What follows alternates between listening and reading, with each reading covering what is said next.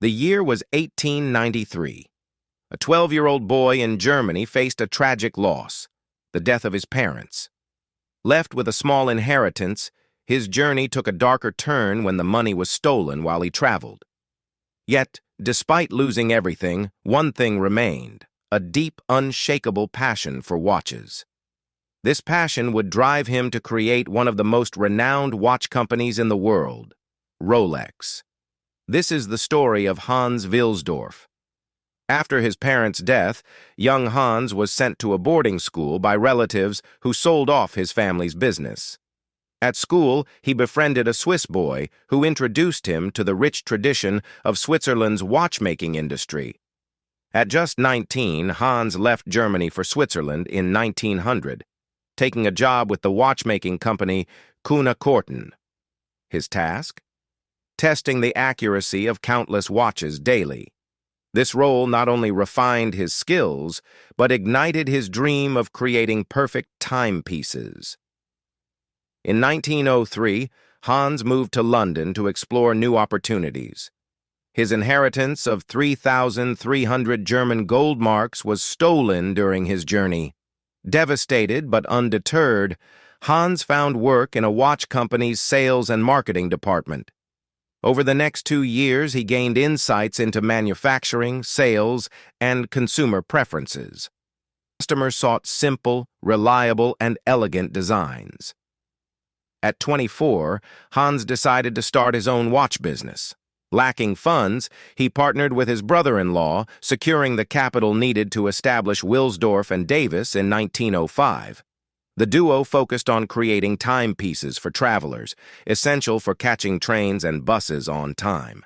Their first product, the Portfolio pocket watch, was a compact and durable pocket watch with a high-quality leather pouch. It was an instant success, but Hans wasn't content with just pocket watches. He foresaw a future where wristwatches would dominate. The challenge? Wristwatches were seen as feminine accessories at the time. Hans aimed to change this perception. In 1906, inspired by the British love for bracelets, he designed elegant gold and silver bracelet watches. The innovative branding resonated, and his designs became a sensation across Britain. Rolex, a legacy of luxury and determination, with a valuation of approximately $8 billion today. Its remarkable journey began over a century ago with a determined orphan teenager whose story of resilience shaped the modern wristwatch industry. A challenging start.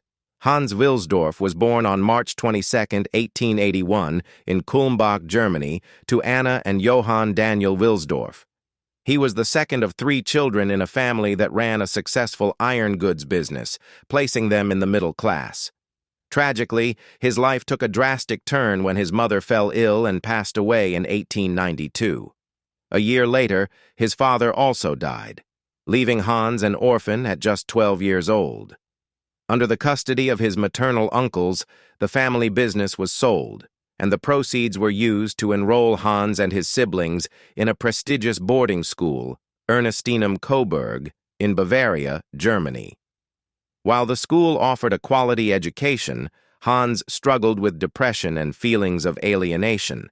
As an outsider in the new town, he was often teased, especially for his religion. To cope, Hans threw himself into his studies. Over time, he came to appreciate his uncle's decision, realizing it played a pivotal role in shaping his character. In his own words, "The way they made me become self-reliant very early in life taught me to take care of my possessions. Looking back, I believe much of my success stems from that." Hans excelled in mathematics and languages, mastering both French and English.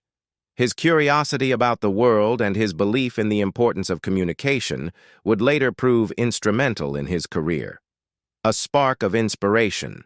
During his school years, Hans befriended a Swiss boy who spoke fondly of his hometown, Le Locle, a city in Switzerland renowned for its watchmaking heritage. These stories ignited Hans's fascination with the industry. At 19, seeking a fresh start, Hans left Germany for Geneva, Switzerland.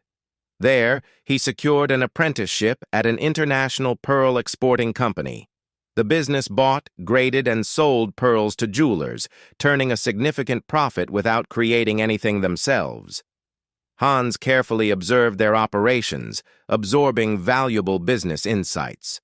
A step into watchmaking. One day, Hans received a life-changing letter from a friend offering him a position at Kuno Korten, one of the leading high-quality watchmaking companies of the time. At the time, the company was exporting around 1 million Swiss francs worth of pocket watches each year. In addition to distribution, this renowned company was based in La Chaux-de-Fonds, a place he had always dreamed of visiting. Although the company he was already working for offered better opportunities, his curiosity about the town and its thriving watch industry was irresistible. In 1900, he decided to move to La Chaux-de-Fonds and joined the company. He was hired as an English correspondent and clerk, a role he secured thanks to his proficiency in English. His monthly salary was 80 Swiss francs. One of his key responsibilities involved winding and checking the accuracy of hundreds of pocket watches daily.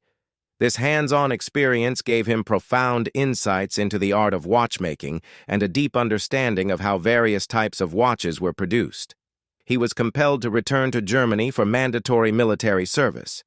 At the age of 22, following his military stint, he moved to London, England, to work for another prestigious watch company. There, he took on a more significant role, focusing on boosting sales. Over 2 years, he successfully expanded the company's client base and increased their revenue. By this time, he was already contemplating starting his own watch business. Determined to learn everything possible about the industry, he immersed himself in the intricacies of watchmaking. During this period, he also met Florence Frances May Crotty, who would later become his wife, Wilsdorf and Davis. One day, while discussing future plans with his older brother-in-law, Alfred James Davis, he shared his vision of launching his own watch business. Although he was confident in his expertise, he lacked the necessary capital.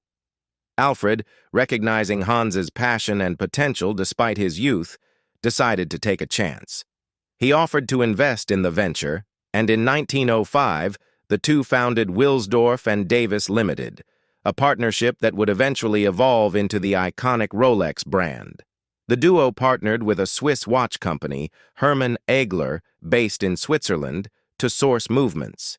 They imported these movements to England, encasing them in finely crafted watch cases. To strengthen their partnership with the Swiss manufacturer, they also established an office in Biel, Switzerland. The company soon specialized in distributing high-quality timepieces at affordable prices. Despite his love for watches, Hans Wilsdorf found one aspect of the industry problematic: the dominance of pocket watches. At the time, wristwatches were primarily seen as women's accessories, often viewed more as jewelry than functional timepieces. Wristwatches, being smaller than pocket watches, relied on smaller movements that were more prone to inaccuracies, causing them to run fast or slow. This reliability issue contributed to the continued popularity of pocket watches. However, Hans saw the potential in wristwatches and would eventually work to change their reputation and elevate their status. Known for its bulky size, the pocket watch was often regarded as a masculine accessory. However, for Hans Wilsdorf, it was more of a nuisance than a convenience. Every time he needed to check the time, he had to dig into his pocket, an especially inconvenient task when his hands were occupied. Drop your thoughts in the comments, and don't forget to like, subscribe, and share your suggestions for future videos. We're here to satisfy your curiosity.